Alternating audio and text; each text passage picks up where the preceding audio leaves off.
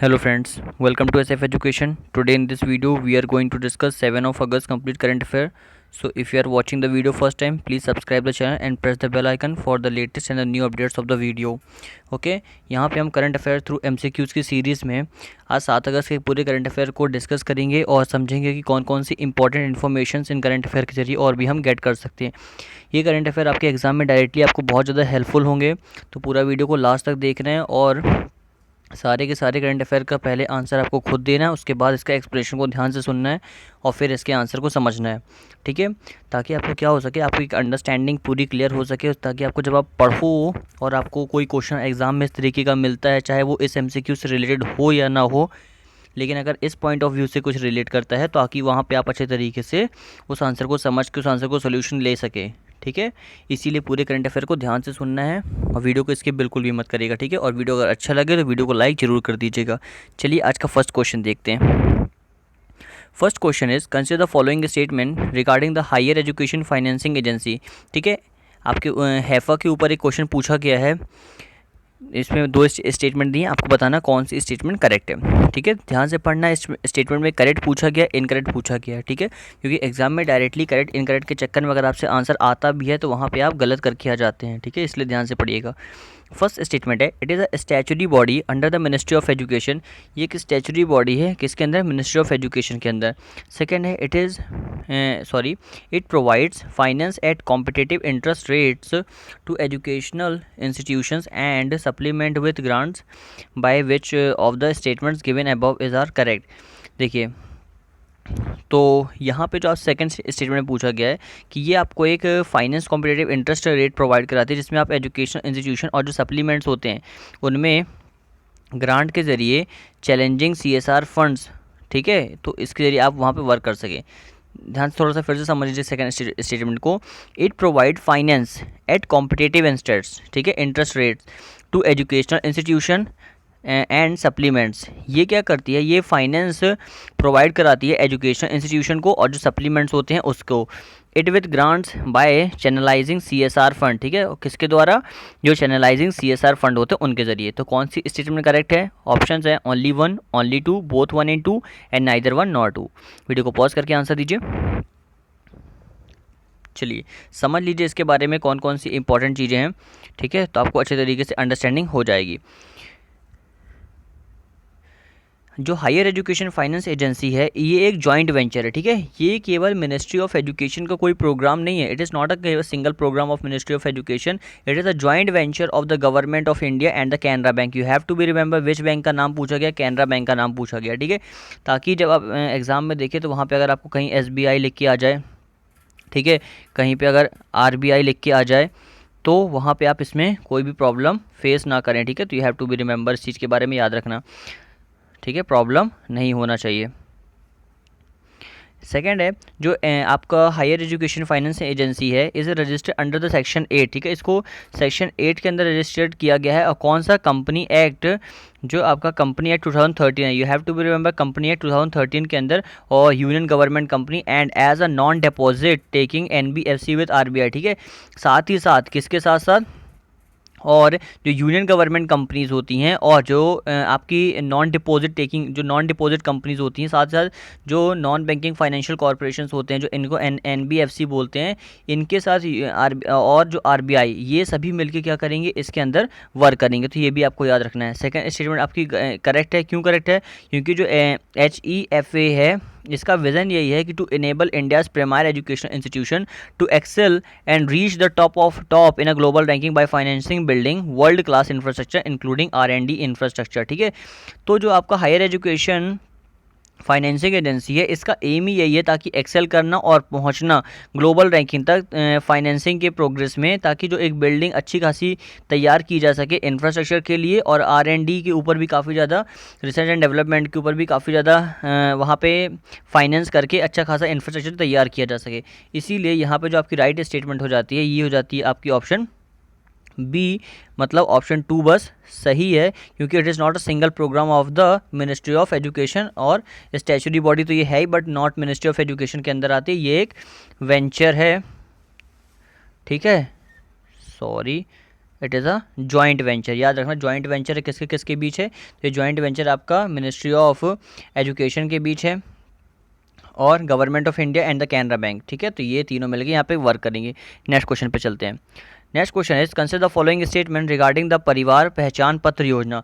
परिवार पहचान पत्र योजना के ऊपर दो स्टेटमेंट दिए हैं, बताना कौन सी करेक्ट है। फर्स्ट स्टेटमेंट है it has been launch by ministry of home affair as an extension to the Aadhaar UID. ठीक है, तो इसको मिनिस्ट्री ऑफ होम अफेयर के जरिए लॉन्च किया गया है, जो एक एक्सटेंशन प्रोवाइड कराएगा आधार यूआईडी के लिए। सेकेंड है it is to be mandatory for families availing benefit under union government scheme, कि ये एक मैंडेटरी है फैमिलीज़ के लिए ताकि वो अवेल कर सके बेनिफिट्स किसके अंदर, यूनियन गवर्नमेंट स्कीम के अंदर। तो अगर आप इसको मतलब ये आप सभी के लिए मैंडेटरी है क्योंकि आपको ये लेना ही पड़ेगा अगर आपको यूनियन गवर्नमेंट की स्कीम को चाहिए। तो कौन सी स्टेटमेंट करेक्ट है? ऑप्शन है only 1, only 2, both 1 and 2 and neither 1 nor 2। ठीक है, तो वीडियो को पॉज करके आंसर दीजिए। चलिए देख लेते राइट आंसर क्या है। हालांकि ये जो स्कीम है परिवार पहचान पत्र योजना, इसको रिसेंटली किसने, हरियाणा गवर्नमेंट। ठीक है, you have to be remember Haryana government ने इस स्कीम को लॉन्च किया है। तो पहली स्टेटमेंट तो आपकी गलत हो जाती है कि इसको मिनिस्ट्री ऑफ होम अफेयर ने लॉन्च किया है। सेकंड है it is a mandatory for families availing, तो ये मैंडेटरी है अगर हरियाणा की जो पब्लिक है उनके लिए, अगर उनको यूनियन गवर्नमेंट की स्कीम चाहिए, तो ये भी गलत है। It is not a mandatory है। ठीक है, ये किसी भी फैमिलीज़ के लिए मैंडेटरी नहीं है। अगर आपको चाहिए तो so it can be mandatory, but ऐसा नहीं है कि अगर आप इसको लेते हैं तो यूनियन, अगर इसको आप इसको नहीं लेते हैं तो यूनियन गवर्नमेंट की स्कीम आपको नहीं मिलेगी। ठीक है, तो ये स्टेटमेंट भी आपकी गलत हो जाती है। तो जो आपका राइट आंसर हो जाएगा यह हो जाएगा ऑप्शन डी, याद रखना है। ठीक है, और भी इसके बारे में अगर आप समझेंगे तो परिवार पहचान पत्र योजना किसने लॉन्च किया, तो गवर्नमेंट ऑफ हरियाणा ने लॉन्च किया, जैसा कि मैंने आपको बता दिया हूँ। ठीक है, और जो इसके अंदर which family will be considered single unit and allotted an 8 digit unique identification number, इसके अंदर आपको एक 8 डिजिट का, जिस तरीके आपको आधार मिलता है ना, आधार में आपको 12 डिजिट का नंबर होता है, इसी तरीके से इसमें आपको 8 डिजिट का एक नंबर प्रोवाइड किया जाएगा जो आपको क्या करेगा, आपको एक आइडेंटिफिकेशन प्रोवाइड कराएगा। ठीक है, it is mandatory for each family to register themselves, इसमें जो मैंडेटरी कि हर एक फैमिली को इसके अंदर रजिस्टर होना है। ठीक है, परिवार पहचान पत्र योजना के अंदर मैंडेटरी तो है कि आपको होना है, बट जो बेनिफिट है सोशल सिक्योरिटी स्कीम्स का स्टेट गवर्नमेंट के अंदर, ठीक है, वो भी आपको अवेल होंगे। ठीक है, याद रखना है Pehchan Patra Yojana portal in order to avail the benefits of the social security scheme of the state government. ठीक है, तो यहाँ पे अगर आप इसके अंदर होते हैं, ठीक है, ये मैंडेटरी, अगर आपको स्टेट गवर्नमेंट की सारी स्कीम का फ़ायदा उठाना है तो आपको इसके अंदर मैंडेटरी होना पड़ेगा, ना कि सेंट्रल गवर्नमेंट की स्कीम। तो याद रखना यहाँ पे क्या पूछा गया था, यहाँ पे यूनियन गवर्नमेंट पूछा गया था। ठीक है, यूनियन मतलब आपकी सेंटर की गवर्नमेंट हो जाती है। ठीक है, तो ये सेंटर की गवर्नमेंट के लिए नहीं है, ये स्टेट की गवर्नमेंट के लिए। ठीक है, कि अगर आपको स्टेट की गवर्नमेंट की सारी सुविधाएँ, उनकी सारी स्कीम का फ़ायदा लेना है तो आपको इसके अंदर मैंडेटरी होना पड़ेगा। इसलिए दोनों की दोनों स्टेटमेंट क्या थी, गलत थी। चलिए नेक्स्ट क्वेश्चन पर चलते हैं। Next question is consider the following statement regarding the ammonium nitrate. तो अमोनियम नाइट्रेट के ऊपर एक क्वेश्चन है, अब ये क्यों न्यूज़ पे, इसके बारे में हम थोड़ी देर में बात करेंगे। इसके पहले दो इस स्टेटमेंट को आप पहले समझ लीजिए, ठीक है, और इसका आंसर दीजिए, उसके बाद फिर कंप्लीट न्यूज़ को समझते हैं। फर्स्ट स्टेटमेंट है it has utility in making explosive and fertiliser, इसका उपयोग किया जाता है एक्सप्लोजिव कुछ मतलब खतरनाक पदार्थ को बनाने के लिए और फर्टिलाइजर के तौर पे। सेकंड है it does not burn on its own but it act as a source of oxygen that can accelerate the combustion of other material. ठीक है, कि क्या करता है ये खुद को, मतलब अमोनियम जो नाइट्रेट होता है ये खुद को ख़त्म नहीं करता, बल्कि ये किसकी तरह, एक ऑक्सीजन की तरह वर्क करता है, जो एक्सेलरेट करता है और ज़्यादा कंबशन, मतलब और ज़्यादा आग लगाने का काम करता है। ठीक है, अगर कहीं पे बर्न होता है तो ये ऑक्सीजन में इतना जल्दी ऑक्सीजन की तरह वर्क करता है कि उस आग को और ज़्यादा बढ़ाता है और अदर मटेरियल को भी उसमें क्या कर देता है, ख़राब कर देता है। तो कौन सी स्टेटमेंट करेक्ट है? ऑप्शन है only 1, only 2, both 1 and 2 and neither 1 nor 2। Video को पॉज करिए एंड आंसर दीजिए। चलिए समझ लेते हैं आखिर न्यूज़ क्या थी। देखिए रिसेंटली हुआ क्या है, रिसेंटली लेबनान, ठीक है, लेबनान ये एक वेस्ट एशिया, ठीक है, you have to be remember West Asia के अंदर एक कंट्री है। ठीक है, जहाँ पे रिसेंटली अभी काफ़ी एक बड़ा एक्सप्लोजन हुआ है, जिसके अंदर ये बताया जा रहा है कि वहाँ पे 3-4 साल से पहले अमोनियम नाइट्रेट बहुत सारा गैदर करके रखा हुआ था, जो मतलब कुछ लापरवाही के कारण, ठीक है, इररिस्पॉन्सिबिलिटी के कारण क्या हुआ है, अमोनियम नाइट्रेट का एक्सप्लोजन हुआ है, जिसके कारण बहुत सारे लोग वहाँ पे मारे गए हैं, तो इसलिए अमोनियम नाइट्रेट के ऊपर क्वेश्चन बनाया गया है। ठीक है, तो ये तो न्यूज़ हो गई। अब इसके बारे में जो अमोनियम नाइट्रेट का जो इंपॉर्टेंस है वो देख लीजिए कि it has utility in making explosive and fertiliser. इसका उपयोग एक्सप्लोजन और फर्टिलाइजर के तौर पे किया जाता है, तो ये स्टेटमेंट बिल्कुल करेक्ट है। And second, it does not burn its own, ये अपने आप को तो ख़त्म नहीं करता है, बल्कि एक ऑक्सीजन की तरह वर्क करता है, जो कंबशन को और ज़्यादा आग को फैलाने का वर्क करता है और मटेरियल को। तो ये भी स्टेटमेंट बिल्कुल करेक्ट हो गए। तो यहाँ पर जो राइट आंसर हो जाएगा ये आपका ऑप्शन सी हो जाता है। ठीक है, इसके बारे में थोड़ी सी और इन्फॉर्मेशन को समझ लीजिए। जो अमोनियम नाइट्रेट होता है, इसका जो केमिकल फार्मूला होता है ये होता है NH4NO3। ठीक है, ये आप याद कर सकते हैं डायरेक्टली, स्टेट पीसीएस में ऐसे क्वेश्चन पूछ ले जाते हैं। ठीक है, और ये क्रिस्टल लाइक की तरह होता है, जो वाइट सॉलिड होता है, which is large industrial quantities. ठीक है, ये इंडस्ट्रियल में काफ़ी लार्ज क्वांटिटीज़ में होता है, और its major use as a source of nitrogen for fertiliser and is also use to create explosive for mining. ठीक है, तो इसका जो उपयोग ये माइनिंग के लिए भी किया जाता है और फर्टिलाइजर के तौर पर भी किया जाता है। ठीक है, नाइट्रोजन में। साथ ही साथ जो अमोनियम होता है, अमोनियम नाइट्रेट, ये खुद को बर्न नहीं करता और ये ऑक्सीजन की तरह वर्क करता है, जिससे बर्निंग जो कंबशन होता है वो और ज़्यादा बढ़ता है। और ये high enough temperature ammonium nitrate होता है, जो वायलेंटली डिकम्पोज हो जाते हैं। ठीक है, ऑन इट्स ओन, अपने आप ये डिकम्पोज होते हैं। ठीक है, इनको मतलब ये जब इनका एक प्रकार से जब वायलेशन होता है, जब ये बहुत ज़्यादा कंबशन में एक विस्फोट होता है, तब ये क्या होते हैं, डिकम्पोज होते हैं। अदरवाइज़ ये काफ़ी लंबे समय तक हम इनको एक जगह पे रख सकते हैं अगर इनमें कुछ प्रॉब्लम नहीं होती है तो। और ये जो प्रोसेस होती है क्रिएट करती है जैसे gases including nitrogen oxide and the water vapour. तो ये जो प्रोसेस होती है ये क्रिएट होती है किसके कारण, नाइट्रोजन ऑक्साइड के कारण और वाटर वेपर के कारण।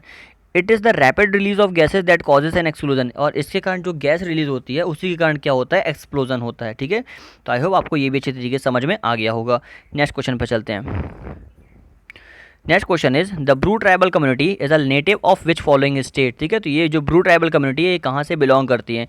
तो रिसेंटली क्या हुआ है, ये काफ़ी ज़्यादा एक माइग्रेटिव ट्राइबल कम्युनिटी है जो अदर स्टेट में घूमती फिरती रहती है। ठीक है, तो अब इसके बारे में पता करेंगे, उनको एक जगह पे सेटल करने की बात हो रही है, तो ये किस स्टेट से बिलोंग करती हैं। ऑप्शन है त्रिपुरा, सिक्किम, नागालैंड एंड केरला। वीडियो को पॉज करिए एंड आंसर दीजिए। चलिए देख लेते राइट आंसर क्या है। राइट आंसर तो काफ़ी इजी है, इसको आपने न्यूज़ में काफ़ी ज़्यादा पढ़ा होगा। ठीक है, त्रिपुरा, जो आपका त्रिपुरा नॉर्थ ईस्ट का स्टेट है वहाँ से ये बिलोंग करती हैं। ठीक है, तो त्रिपुरा जो हो गया वहाँ से तो ये बिलोंग करती है। साथ ही साथ कुछ इसके बारे में और एक्स्ट्रा चीज़ें समझ लेते हैं। जो ब्रूज़ हैं ये क्या हुआ था, 1995 में इनकी जो झड़प हो गई थी, मतलब कुछ क्लैशेस हो गए थे, मेजोरिटी जो मिज़ोज़ की थी। उसके बाद क्या हुआ था, इनकी जो जब क्लैशेस हुए उसके बाद जो ब्रूज़ कम्युनिटी थी, ठीक है, ये कुछ थी, ये कुछ मिज़ोरम में सेटल हो गई थी, और सम वॉट जो कुछ हद तक थी ये आपकी त्रिपुरा में आ गई थी। तो अभी जो त्रिपुरा की गवर्नमेंट है उन्होंने ये बोला है कि 40,000 जो ब्रूज वहाँ पे हैं जो सेटल हैं उनको वहीं पे सेटल कर दिया जाएगा, मतलब उनको वहाँ की सिटीजनशिप दे दी जाएगी ताकि वो अच्छे तरीके से वहाँ पे अपनी जो लाइवलीहुड है उसको अच्छे तरीके से सस्टेन कर सकें। ठीक है, तो ये इसके बारे में न्यूज़ थी।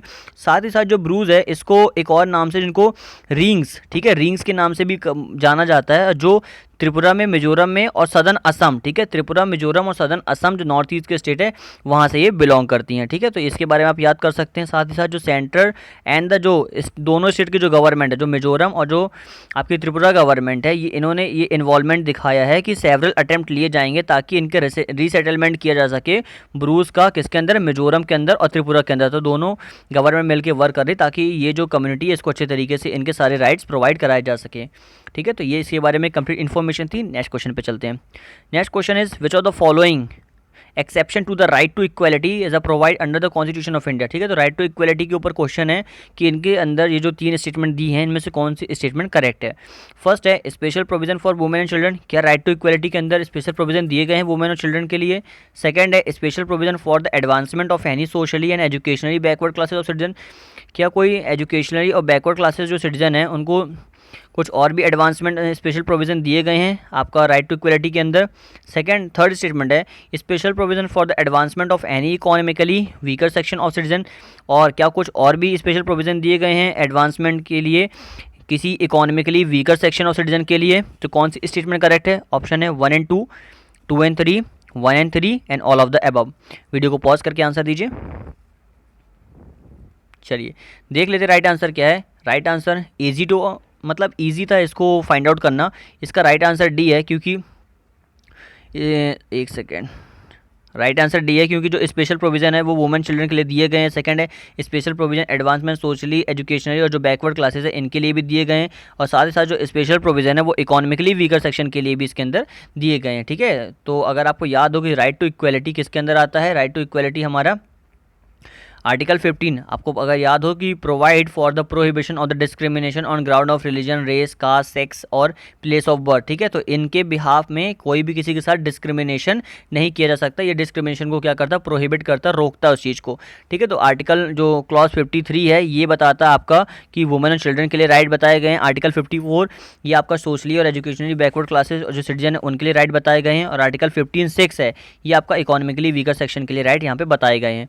ठीक है, तो इसको ध्यान से भी पढ़ लीजिएगा और एक बार वापस से जाके रिवीजन कर लीजिएगा जो आपके फंडामेंटल राइट है जिनको आर्टिकल 12 से 35 के बीच में बताया गया है। ठीक है, और जो भी एक्स्ट्रा इन्फॉर्मेशन अगर आपको मिलती है यहाँ से वो अच्छी लगती है तो प्लीज़ वीडियो को लाइक कर दीजिएगा ये समझकर। चलिए नेक्स्ट क्वेश्चन पे चलते हैं। Next question is consider the following statements regarding consider the following statement regarding lending by the international monetary fund. ठीक है, तो IMF के ऊपर अभी काफ़ी ज़्यादा IMF सभी चीज़ों को हेल्प कर अदर कंट्रीज़ के लिए, इसलिए IMF के ऊपर क्वेश्चन बन सकता है। तो कौन सी चीज़ में IMF के ऊपर यहाँ जो दी गई ये करेक्ट है। और फर्स्ट है IMF does not finance balance of payment needs of the industrialise and develop countries. बोला जा रहा है कि IMF फाइनेंस मतलब किसी भी चीज़ की हेल्प नहीं करता है, मतलब बैलेंस के क्षेत्र में पेमेंट्स के लिए जो जब ज़रूरत होती है किसी इंडस्ट्रियलाइज और जो डेवलप इकोनॉमीज़ के लिए। कहा जा रहा है ये कि जो IMF है वो हेल्प नहीं करता है फाइनेंस करके, मतलब पैसे के क्षेत्र में। ठीक है, अगर किसी को पैसे मतलब पेमेंट्स रिलेटेड कोई बैलेंस चाहिए तो उसकी ज़रूरतों को पूरी नहीं करता, चाहे वो इंडस्ट्री से रिलेटेड हो या फिर डेवलप इकोनॉमी से। सेकंड है IMF does not provide concessional financial support to the any country. साथ ही साथ जो IMF है वो किसी भी कंट्री को कंसेशनल फाइनेंशियल सपोर्ट प्रोवाइड नहीं कराता है। तो कौन सी स्टेटमेंट करेक्ट है। ऑप्शन है only 1, only 2, both 1 and 2 and neither 1 nor 2। So video को पॉज करके आंसर दीजिए। चलिए देख लेते राइट आंसर क्या है। राइट आंसर डी है। इसको भी आप एक कॉमन सेंस से आइडेंटिफाई कर सकते हैं। इंटरनेशनल मॉनेटरी फंड, इसका नाम ही क्या है, मॉनेटरी फंड, जो क्या किसके ऊपर वर्क करता है, जो मनी के ऊपर वर्क करता है, और साथ ही साथ ये क्या करता है फाइनेंस के क्षेत्र में बैलेंस प्रोवाइड कराता है जो भी इंडस्ट्रियलाइज और जो भी डेवलप्ड कंट्रीज़ होती हैं। ऐसा नहीं है कि जो डेवलपिंग कंट्रीज है केवल उन्हीं के लिए। तो फर्स्ट स्टेटमेंट आपकी गलत हो जाती है। सेकंड है IMF does not provide concessional financial support. क्या IMF कभी किसी को कंसेशनल सपोर्ट प्रोवाइड नहीं करता, तो ये भी गलत है। IMF कंसेशनल सपोर्ट प्रोवाइड कराता है, इसलिए यहाँ पे जो आपका राइट आंसर हो जाएगा ये आपका ऑप्शन डी हो जाता है। ठीक है, इसके बारे में कुछ और अगर एक्स्ट्रा स्टेटमेंट के बारे में आपको समझना है तो वो भी हम समझ लेते हैं।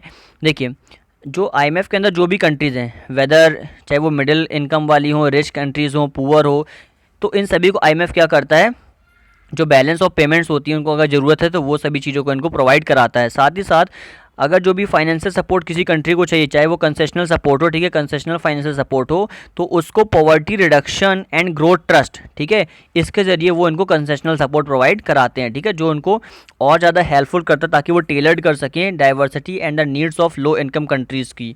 ठीक है, इसलिए ये भी आपको इसको प्रोवाइड कराता है। तो ये कंप्लीट इन्फॉर्मेशन थी। अब नेक्स्ट क्वेश्चन पर चलते हैं। Next question is consider the following statements regarding the right to freedom of religion under the constitution of India. ठीक है, अब जो right to freedom of religion ये क्यों बताया गया, देखिए अभी रिसेंटली एक वर्डिक्ट लिया गया है जिसमें राम मंदिर के निर्माण करने के लिए अभी इसके ऊपर बात चल दी गई है, और अभी 5 अगस्त को हमारे जो प्राइम मिनिस्टर हैं उन्होंने क्या कर दिया, वहाँ पे उनका भूमि पूजन भी कर दिया है। तो इसीलिए अब इसके ऊपर डायरेक्टली उस तरीके से तो स्टेटमेंट नहीं बनेगी, आपसे यही पूछा जाएगा कि right to freedom of religion के ऊपर ही स्टेटमेंट बनाई जाएगी। तो फर्स्ट स्टेटमेंट है the freedom of guaranteed to all person subject to maintenance of public order, morality and the health. कि ये जो फ्रीडम है ये गारंटी देती है हर एक पर्सन को ताकि वो मेंटेन कर सके पब्लिक ऑर्डर, मोरालिटी और अपनी हेल्थ। ठीक है, इन सभी चीज़ों को। सेकंड है state is empowered to regulate any economic, financial, political और other secular activity associated with religious practice। State भी यहाँ पे एम्पावर्ड है ताकि वो रेगुलेट कर सके किसी इकोनॉमिक, कोई फाइनेंशियल, पॉलिटिकल और जो अदर कोई सेकुलर एक्टिविटी है जो एसोसिएट कर रही है किसके साथ, रिलीजियस प्रैक्टिस के साथ। तो कौन सी स्टेटमेंट करेक्ट है। ऑप्शन है only 1, only 2, both 1 and 2 and neither 1 nor 2। Video को पॉज करके आंसर दीजिए। चलिए समझ लेते राइट आंसर क्या है। ठीक है, तो राइट आंसर तो इसका वैसे सी है और आर्टिकल 25 से आर्टिकल 28। ठीक है, फंडामेंटल राइट का आर्टिकल 25 टू आर्टिकल 28, ठीक है, किससे रिलेट करता है, ये आपका राइट टू रिलीजन से रिलेट करता है। तो इसका जो आर्टिकल 25 है ये प्रोवाइड कराता है कि freedom of conscience, free profession, practice, propagation of religion. इनका मतलब क्या है कि आप अपने तरीके से कंसाइंस करके क्या कर सकते हैं, किसी भी फ्रीडम से रिलीजन को ले सकते हैं, प्रोसेस कर सकते हैं किसी भी रिलीजन को, लिए प्रैक्टिस कर सकते हैं किसी भी रिलीजन की, प्रोपोगेशन ऑफ रिलीजन, किसी भी रिलीजन का प्रचार प्रसार कर सकते हैं। इसी का जो क्लॉज 51 है वो ये बोलता है कि जो पब्लिक है, ऑर्डर, मोरालिटी और जो हेल्थ है and the other profession of the other part, वो सभी व्यक्ति क्या कह सकता है, अपनी freedom of conscience, right to religion के अंदर उन सभी चीज़ों को वर्क कर सकता है, ताकि उसके अंदर वो प्रोफेस कर सके, प्रैक्टिस कर सके, प्रोपोगेशन कर सके किसी भी रिलीजन का। तो ये हमको अधिकार दिया गया है हमारे फंडामेंटल राइट्स के अंदर, जो कॉन्स्टिट्यूशन में मेंशन है। इसलिए यहाँ पर जो दोनों स्टेटमेंट आपकी दोनों की दोनों क्या हो जाती हैं, करेक्ट हो जाती हैं। ठीक है, एक सेकेंड, ठीक है, तो दोनों की दोनों स्टेटमेंट आपकी करेक्ट हो जाती है, आंसर इसका सी हो जाएगा। अब नेक्स्ट क्वेश्चन पे चलते हैं। Next question is which of the following is the basic parameter of the annual future brand index ranking. ठीक है, तो जो फ्यूचर ब्रांड इंडेक्स रैंकिंग है इसमें अभी कौन सा न्यू पैरामीटर को ऐड किया गया है। तो ऑप्शन है मार्केट कैपिटलाइजेशन, सेकंड है क्रेडिट रेटिंग, थर्ड है brand perception index and fourth all of the above. So video को पॉज करके बताइए कौन सा अभी न्यू ऐड किया गया है। चलिए, यहाँ जो राइट आंसर है आपका ऑप्शन सी है, ब्रांड परसेप्शन इंडेक्स को ऐड किया गया। और साथ ही ये भी याद रखना आपको कि जो फ्यूचर ब्रांड इंडेक्स रैंकिंग है ये एनुअली, मतलब हर साल इसको पब्लिश किया जाता है, तो ये याद रखना है। और जो नया इंडेक्स ऐड किया ये कौन सा, ये ब्रांड परसेप्शन इंडेक्स है। ठीक है, जिसको अभी ऐड किया गया है, जो किसके ऊपर बेस्ड है, ये बेस्ड है आपका PwC, जिसको प्राइस वाटर हाउस कूपर्स इसके नाम से जाना जाता है। और ग्लोबली ये वर्क करेगा, जो ग्लोबल की टॉप 100 कंपनीज़ हैं जो बाय मार्केट कैपिटलाइजेशन, उनके ज़रिए जो ग्लोबल की मतलब 100 कंपनीज़ हैं उनको इसके अंदर ऐड किया जाएगा। ये जो नया पैरामीटर इंडेक्स इसमें ऐड किया गया है। ठीक है, तो ये भी आपको याद रखना है। अब नेक्स्ट क्वेश्चन पे चलते हैं। Next question is which of the following state produce GI tag basmati rice in India. तो अभी जो भी हमारे इंडिया में जो स्टेट्स हैं वो बासमती राइस प्रोड्यूस करते हैं, उनको GI टैग दिया गया है। तो यहाँ पे जो 3 स्टेट दिए आपको बताना है कि इनमें से कौन सा राइट आंसर है। ऑप्शन 1 है Punjab, second Uttarakhand, third Madhya Pradesh. And जो आपको यहाँ पे करेक्ट ऑप्शन यहाँ से फाइंड आउट करना है उसके लिए ऑप्शन है 1 and 2, 2 and 3, 1 and 3 and all of the above. Video को पॉज करके बताइए राइट आंसर क्या है। चलिए, यहाँ जो राइट आंसर है ये आपका ये ऑप्शन ए, मतलब जो आपका पंजाब है और जो आपका UT है मतलब उत्तराखंड है, इन दोनों अभी जो स्टेट गवर्नमेंट है, स्टेट की जो गवर्नमेंट है, इनको मतलब क्या है, बासमती राइस को GI टैग इनकी गवर्नमेंट को दे दिया गया है। मतलब इनके यहाँ का जो बासमती राइस है उसको GI टैग दे दिया गया। अब ये न्यूज़ में क्यों था, रिसेंटली क्या है, मध्य प्रदेश के जो चीफ मिनिस्टर शिवराज सिंह चौहान, उन्होंने एक प्लिया मतलब उन्होंने अपील की थी कि उनके यहाँ के जो स्टेट हैं जो डिस्ट्रिक्ट हैं, उनके 13 डिस्ट्रिक्ट में इस तरीके की क्या बासमती राइस की कल्टीवेशन की जाती है। तो अगर उनके यहाँ की भी क्या, अगर इस तरीके की कल्टीवेशन की जाती है तो उनके स्टेट को भी बासमती राइस के लिए क्या करना चाहिए, GI टैग देना चाहिए। लेकिन अभी क्या किया गया है, जो सुप्रीम कोर्ट ने, उन्होंने इस ऑर्डर को मानने से मना कर दिया है और इस चीज़ को क्या कर दिया, खारिज कर दिया। इसलिए न्यूज़ में था, इसलिए इसके ऊपर हमने स्टेटमेंट क्वेश्चन बनाया है। अब जो बासमती राइस है ये कहाँ कहाँ कल्टीवेट किया जाता है, तो ये आपका जो इंडो गैंगटिक प्लेन्स होता है, जो IGP वाला जो एरिया है, जो फुट हिल्स है किसके, हिमालयस के, जो स्प्रेड करता है 7 स्टेट में, वहाँ पे इस चीज़ की कल्टीवेशन की जाती है। अब कौन कौन से 7 स्टेट हैं, Himachal Pradesh, JNK, Punjab, Haryana, Uttarakhand, western UP के 26 डिस्ट्रिक्ट जो इंडो गैंगटिक प्लेन से रिलेट करते हैं, और साथ ही साथ दिल्ली। तो ये जो सात आपके 7 स्टेट हैं, यहाँ पे क्या कर जाता है, इंडो गैंगटिक प्लेस में जो आपकी बासमती राइस की कल्टीवेशन की जाती है। ठीक है, तो ये कंप्लीट इसका इन्फॉर्मेशन थी। अब नेक्स्ट क्वेश्चन पे चलते हैं। Next question is which of the following country is or are signatory to the treaty on the non proliferation of nuclear weapons. तो जो आपकी ट्रीटी है NPT, ठीक है, तो इनमें से कौन कौन सी कंट्री का इसकी सिग्नेटरी जिन्होंने इस ट्रीटी को साइन करके रखा है। Option Afghanistan, Iran and Pakistan. Video को पॉज करिए एंड आंसर दीजिएगा, जिसके लिए ऑप्शन है आपके 1 and 2, 2 and 3, 1 and 3 and all of the above. चलिए देख लेते राइट आंसर क्या है। इसका जो राइट आंसर है वो है A is the right answer. मतलब जो आपका अफगानिस्तान है और जो ईरान है, ये दोनों की कंट्री हैं, इन्होंने इसको साइन करके रखा है, लेकिन पाकिस्तान ने इसको साइन नहीं किया। पाकिस्तान के साथ साथ और भी 4 कंट्री हैं, ठीक है, जिन्होंने इसको साइन नहीं किया। वो 4 कंट्री कौन कौन सी है? तो उसमें इंडिया है, इज़राइल है, साउथ सूडान है और नॉर्थ कोरिया। तो ये 4 कंट्री जिन्होंने इसको साइन नहीं किया है। ये जो कंट्री इन्होंने 1985 में इसको साइन किया था इस ट्रीटी को, बट 2003 में इस ट्रीटी से उन्होंने विड्रॉल कर लिया, देखते हुए जो भी एक्सप्लोजन हो रहे हैं, जैसे पाकिस्तान हमारे ऊपर हमला करता रहता है, तो अगर हम न्यूक्लियर वेपन्स नहीं बनाते हैं तो इन फ्यूचर हमको उस तरीके का खतरा हो सकता है। लेकिन अगर सभी कंट्रीज़ को बैन कर देती हैं तो तब ये एक अच्छा खासा डिसीजन हो जाता है, ठीक है। और जो नॉन प्रोफिलेशन जो न्यूक्लियर वेपन्स हैं, जो ट्रीटी है ये, इसका ऑब्जेक्टिव यही था कि प्रिवेंट कर सकें स्प्रेड ऑफ न्यूक्लियर वेपन्स को, ठीक है। और जो टेक्नोलॉजी इसको बनाने वाली, ताकि प्रमोट जो कॉपरेशन होता है पीसफुल यूजेस के लिए न्यूक्लियर एनर्जी का, उसको और ज़्यादा बढ़ाया जा सके। तो ये इसके बारे में कंप्लीट इन्फॉर्मेशन थी। तो आई होप आपको अच्छे तरीके से सारे 10 के 10 क्वेश्चन समझ में आ गए होंगे। और कोई भी प्रॉब्लम होती तो प्लीज़ कमेंट में मुझे बता दीजिएगा, ठीक है। तो these were the today's important current affair. So अगर आपको अच्छा लगा हो तो प्लीज़ लाइक बटन पे क्लिक कर दीजिएगा और वीडियो को जितना हो सके उतना ज़्यादा शेयर कर दीजिएगा।